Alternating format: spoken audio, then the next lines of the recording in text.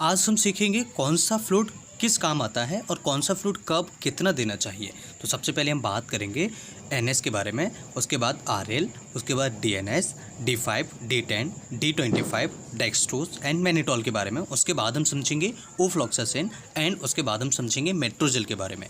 ऐसे कई सारे स्टूडेंट्स हैं जिनको नहीं पता है फ्लूइड कब और कितना देना चाहिए, कौन सा फ्लूइड किस काम आता है। सो फ्रेंड्स, ये वीडियो बहुत इंपॉर्टेंट आप सभी के लिए होने वाला है। सबसे पहले हम बात करेंगे एनएस के बारे में। देखिए, एनएस का यूज क्या होता है।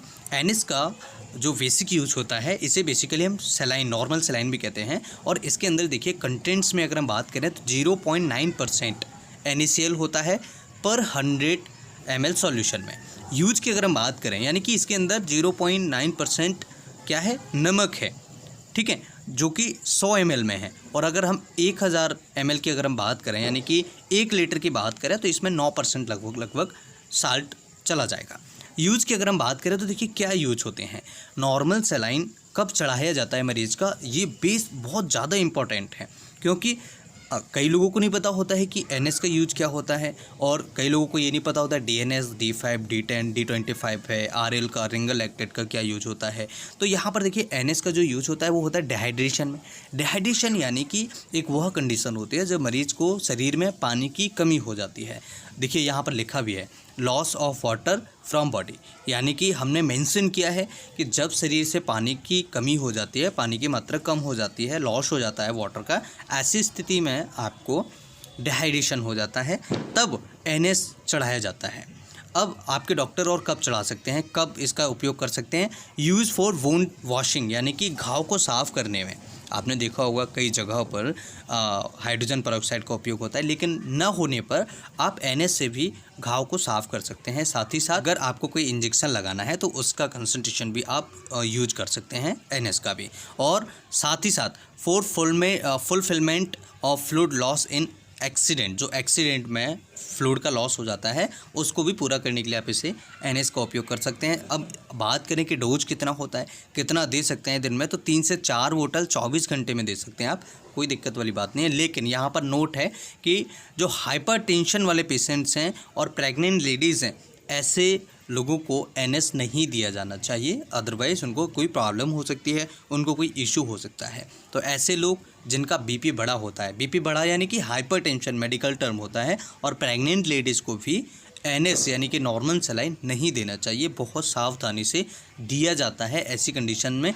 इवन देते ही नहीं है, कोई बहुत ही ज़्यादा रेयर कंडीशन ऐसी होती है जब प्रेगनेंसी में यूज किया जाता है, लेकिन हाइपरटेंशन वाले को बिल्कुल भी नहीं देना होता है। नेक्स्ट दोस्तों हम बात करेंगे आरएल के बारे में। आरएल को रिंगल लैक्टेट भी कहते हैं, रिंगल लैक्टेट यानी कि आरएल। अब यहाँ पर आप देखिएगा कंपोजिशन में क्या है, मिक्सचर ऑफ सोडियम क्लोराइड। इसके अंदर सोडियम क्लोराइड का मिक्सचर है, जैसे कि sodium chloride, sodium lactate, potassium chloride, calcium chloride in water.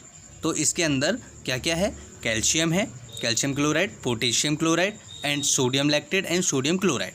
Okay, अब यहाँ पर अगर हम बात करें कि इसका डोज क्या है, तो देखिए 1 से 2 बोतल आप 24 घंटे में दे सकते हैं मरीज को। साथ ही साथ आपके डॉक्टर इसे कब यूज करते हैं, जैसे डिहाइड्रेशन में, शरीर में पानी की कमी होना, इलेक्ट्रोलाइट्स की कमी होना। आपने देखा होगा दस्त लग जाते हैं मरीज को, तो ऐसी स्थिति में आपके डॉक्टर्स आरएल लगाते हैं। आरएल लगाने से क्या फ़ायदा होता है, क्योंकि उसको जो सोडियम, जो इलेक्ट्रोलाइट्स की कमी हुई है, सोडियम है, सोडियम लैक्टेट है, पोटेशियम है, कैल्शियम क्लोराइड है, ये जब शरीर से कम हो जाते हैं तो आपको डॉक्टर्स आरएल चढ़ाते हैं। साथ ही साथ बर्न के केस में, सर्जरी, ओके, जो सर्जरी के दौरान जो शरीर में पानी की कमी हो जाती है, इलेक्ट्रोलाइट्स, डिहाइड्रेशन की स्थिति हो जाती है, वाटर लॉस हो जाता है शरीर से, तब भी इसका यूज़ किया जाता है। एंड न्यूट्रिएंट्स डेफिशिएंसी में उपयोग करते हैं, और जिन पेशेंट को बीपी कम रहता है, बीपी बढ़ाने के लिए भी इसका उपयोग करते हैं। अब दोस्तों अगर हम बात करें डीएनएस के बारे में, तो डीएनएस का क्या फ़ायदा है, डीएनएस को कब डॉक्टर यूज करते हैं, इसे हम डेक्सट्रोज भी कहते हैं। दोस्तों डीएनएस यानी कि डेक्सट्रोज यानी कि ग्लूकोज। अब यहाँ पर आप देखिएगा कंपोजिशन में क्या है, contents 0.9% NaCl and 5 gram dextrose in each 100 ml, यानी कि 100 ml में 0.9% नमक है, साथ ही साथ 5 ग्राम डेक्सट्रोज है यानी कि ग्लूकोज है। अब यहाँ पर देखिएगा नमक आपके शरीर में क्या कर रहा है, पानी की कमी को पूरा कर रहा है, ठीक है। आपके बीपी जो कम है उसको मेंटेन कर देगा, बढ़ा देगा।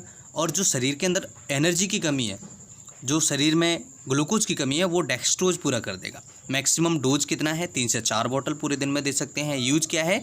डिहाइड्रेशन में, यानी शरीर में पानी की कमी है तब दे सकते हैं डीएनएस को। अवॉइड इन डायबिटिक पेशेंट्स और हार्ट पेशेंट, अगर किसी को हार्ट के मरीज हैं, हार्ट की प्रॉब्लम है, अगर किसी को डायबिटीज़ है तो ऐसे मरीजों में नहीं देते हैं। साथ ही साथ हाइपोग्लाइसीमिक पेशेंट को भी दे सकते हैं, जिनका ग्लूकोज लेवल कम होता है तब भी दे सकते हैं। और इंसुलिन शॉक जो होता है, जैसे किसी को इंसुलिन दे दिया और उसकी वजह से ग्लूकोज लेवल कम हो जाता है, तब भी आप इसे दे सकते हैं। साथ ही साथ for fulfilment of fluid loss in accident, तो एक्सीडेंट में जो फ्लूइड कम हो जाता है शरीर के अंदर, उसमें भी डीएनएस का यूज किया जाता है। अब यहाँ पर देखिए बहुत इंपॉर्टेंट है इसके साथ में कि डायबिटीज़ वाले पेशेंट को नहीं दें बिल्कुल भी, ये आपको याद रखने वाला पॉइंट है। जिनको भी डायबिटीज़ है या हार्ट के पेशेंट हैं उनको डीएनएस नहीं लगाते हैं, बहुत रेयर कंडीशंस में लगाते हैं, अदरवाइज़ नहीं लगाना चाहिए, ये आपको ध्यान रखना है। नेक्स्ट दोस्तों, अगर हम बात करें dextrose D5, D10, D25 IV, तो यहाँ पर जो D5 लिखा हुआ है ये इसे आप D25 मानिएगा, यानी कि 25। ओके, अब इन IV फ्लूइड्स का क्या है देखिए, अब यहाँ पर आप देखेंगे कंपोजिशन में क्या है, it's a mixture of dextrose and normal saline. तो नॉर्मल सलाइन यानी कि नमक और ये आपका डेक्सट्रोज का मिक्सचर है। अब यहाँ पर आप देखिए नॉर्मल सलाइन के अंदर जो देखिए D5 में ईच 100 ml 5 ग्राम डेक्सट्रोज है, D10 में इसके अंदर 10 ग्राम डेक्सट्रोज है, और D25 जो है इसके अंदर 25 ग्राम डेक्सट्रोज है। कितने ml में? 100 ml में। ओके, तो ये चीज़ हमें समझना होगा, बहुत इंपॉर्टेंट पॉइंट है ये। ओके, तो D5, D10 और D25 जो बॉटल्स होते हैं, इनके अंदर जो डेक्सट्रोज है, जो NaCl है, जो नॉर्मल सलाइन है, वो इस कंडीशंस में है। कैसे है? D5 में तो आपका 100 ml में 5 ग्राम है डेक्सट्रोज है, D10 में आपका 10 ग्राम डेक्सट्रोज है, यानी कि शुगर है। डेक्सट्रोज यानी शुगर, जो आपके शरीर में शुगर कम हो जाता है, एनर्जी कम हो जाती है, उसके लिए D10, D5, D25 का उपयोग करते हैं, जिसमें कई बार आपने देखा होगा बहुत ज़्यादा हाइपोग्लाइसेमिया हो जाता है पेशेंट को, यानी कि शरीर में बहुत ज़्यादा ग्लूकोज की कमी होना। अगर डिक्रीज़ होता है ग्लूकोज लेवल, तब भी पेशेंट को D5, D10, D25 चढ़ाते हैं। और आपने देखा होगा कई बार एक ऐसी कंडीशन होती है, पेशेंट को इंसुलिन लगा दिया और उसकी वजह से एकदम से मरीज का अगर ग्लूकोज लेवल कम चला जाता है, तब भी पेशेंट को D5, D10 एंड D25 दिया जा सकता है।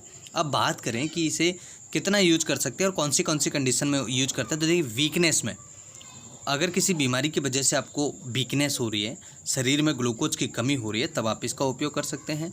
आपके डॉक्टर इसे डिजीनेस यानी चक्कर आ रहे हैं तब उपयोग कर सकते हैं। आपके डॉक्टर इसे डिहाइड्रेशन में उपयोग कर सकते हैं, यानी कि अगर किसी को डिहाइड्रेशन या शरीर में पानी की कमी है तब इसका उपयोग कर सकते हैं। साथ ही साथ अगर किसी को पूरे दिन में अगर चढ़ाना हो तो कितनी बॉटल चढ़ा सकते हैं, तो 2 से 4 बॉटल आपके डॉक्टर चढ़ा सकते हैं। साथ ही साथ डायबिटिक वाले पेशेंट्स में अवॉइड करना चाहिए, यानी कि जिन भी पेशेंट को डायबिटीज़ है उनको बिल्कुल भी ये नहीं देना चाहिए, ये आप बिल्कुल ध्यान रखें। क्योंकि अगर डायबिटीज़ वाले पेशेंट को दे दिया, इसका मतलब है आपने उसका डायबिटीज़ का लेवल, शुगर का लेवल बढ़ा दिया।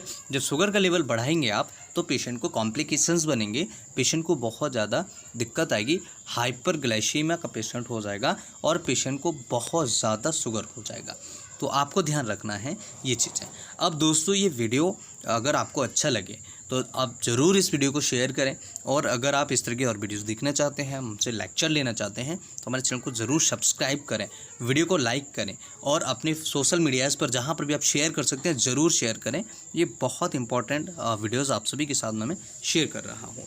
अब यहाँ पर कुछ और ड्रिप के बारे में समझ लेते हैं। जैसे एंटीबायोटिक्स ड्रप्स आते हैं, IV फ्लूइड्स आते हैं, इंजेक्टेबल के रूप में भी जिन्हें हम कहते हैं, जिसमें सबसे पहला होता है ओफ्लॉक्सासिन और आपका होता है मेट्रोजिल। अब यहाँ पर एक और समझते हैं मैनिटोल के बारे में। मैनिटोल का यूज क्या है? देखिए, मैनिटोल सॉल्यूशन क्या है? ये डाययूरेटिक्स होता है, यानी कि अगर किसी मरीज को पेशाब नहीं आ रहा हो, अगर किसी मरीज को ओलिगोयूरिया हो, लो यूरिन प्रोडक्शन हो, पेशाब नहीं बन रहा हो और उस मरीज को पेशाब बनाना हो, ऐसी कंडीशन में मैनिटोल का यूज किया जाता है। अब मैनिटोल देखिए डाययूरेटिक्स है, those medicine which increase the production of urine in body, यानी कि ऐसी दवाइयाँ जो शरीर के अंदर यूरिन का प्रोडक्शन बढ़ा देती हैं। इसमें मैनिटॉल का उपयोग किया जाता है। साथ ही साथ इसके अंदर देखिए 20 ग्राम मैनिटॉल होता है 100 ml सॉल्यूशन में। यूज़ क्या है? यूज़ इन एडिमा इन्फ्लेमेशन, यानी कि अगर शरीर के अंदर कहीं स्वेजन हो रही है, स्वेलिंग हो रहा है, तब इसका उपयोग करते हैं। साथ ही साथ use to treat oliguria, low urine production, यानी कि अगर किसी को पेशाब कम आ रहा है, पूरे दिन में एक आध बार पेशेंट पेशाब जा रहा है, पानी खूब पी रहा है, लेकिन पेशाब नहीं आ रहा उसको, थोड़ा बहुत पेशाब आता है, तब भी इसका उपयोग कर सकते हैं आपके डॉक्टर। साथ ही साथ यूज़ एज डायूरेटिक्स, यानी कि जैसे आपने लैसिक्स देखा है, फ्यूरासेमाइड जो आता है, फ्यूरासेमाइड को जैसे उपयोग करते हैं उस तरीके से आपके डॉक्टर यहाँ पर मैनिटॉल का यूज कर सकते हैं। सो फ्रेंड्स, मैनिटॉल के बारे में हमने समझा इसके उपयोग क्या हैं, हमने समझा इसे कैसे यूज करते हैं, इसके अंदर क्या है, इसको कब डॉक्टर आपके यूज करते हैं, क्यों करते हैं, और साथ ही साथ हमने समझा D5 क्या है और D5 D10 क्या है, DNS क्या है, RL क्या है एंड NS क्या है। बहुत ही इन्फॉर्मेटिव जानकारी मैंने आप सभी को देने की कोशिश की है। अब बात करते हैं कुछ इंजेक्टेबल जो मेट्रोजेल आता है। तो मेट्रोजेल का यूज क्या है? देखिए, MetroGel injection is an antibiotic medicine that help your body fight infection cause bacteria of parasites. जो पैरासाइट्स और बैक्टीरिया की वजह से आपके शरीर में इन्फेक्शंस होता है, उससे निपटने के लिए आपके डॉक्टर मेट्रोजेल का यूज करते हैं। यहाँ पर देखिए, it use to treat infection of the liver, stomach, intestine, vagina, brains and heart, lungs and bones, skins. तो ऐसे इन्फेक्शंस जो लिवर की वजह से हो रहे हो, लिवर में इन्फेक्शंस हो, पेट के अंदर इन्फेक्शंस हो, आंतों के अंदर इन्फेक्शंस हो, वेजाइना, ब्रेन, दिमाग के अंदर इन्फेक्शंस हो, हार्ट के इन्फेक्शंस हो, लंग्स के इन्फेक्शंस हो, वोन्स के इन्फेक्शंस हो, स्किन के इन्फेक्शंस हो, ऐसी स्थिति में आपके डॉक्टर्स मेट्रोजेल यूज करते हैं। तो मेट्रोजेल का यूज क्या है? ये एक एंटीबायोटिक है और एज ए इंजेक्टेबल आपके शरीर में ये आपके डॉक्टर्स दे सकते हैं। ओके, 200 mg में ये बेसिकली देखने को मिलता है, अलग अलग mg में भी ये मार्केट में आपको अवेलेबल हो जाता है। अब अगर बात करें ओफ्लॉक्सासिन के बारे में, तो देखिए ओफ्लॉक्सासिन क्या है? यहाँ पर मेट्रोजेल की जगह पर आपको ओफ्लॉक्सासिन लिखना है, याद रखें थोड़ा सा। तो ये ओफ्लॉक्सासिन का यूज क्या है? देखिए, ofloxacin 200 mg infusion is an antibiotic use to the treat of bacterial infection. जो बैक्टीरिया की वजह से इन्फेक्शन होता है उसे ओफ्लॉक्सासिन की मदद से ठीक किया जा सकता है। It is also use in treat infection of the urinary tract, nose, throat, skin and soft tissues and lungs pneumonia. It cure the infection by stopping further growth of the causative microorganism. तो जो pneumonia है, जैसे pneumonia की problem होती है, skin की problem है, soft tissues की प्रॉब्लम है, लंग्स की प्रॉब्लम है, नोज़ में कोई इन्फेक्शन है, यूरिनरी ट्रैक्ट, पेशाब की नली में अगर कोई इन्फेक्शन है, तब आपको डॉक्टर ओफ्लॉक्सासिन का उपयोग कराते हैं, तब आपके डॉक्टर ओफ्लॉक्सासिन दे सकते हैं। ओके, सो फ्रेंड्स, ये वीडियो यहाँ पर हम एंड करते हैं। आई होप ये वीडियो आप सभी के लिए बहुत इंपॉर्टेंट होगा।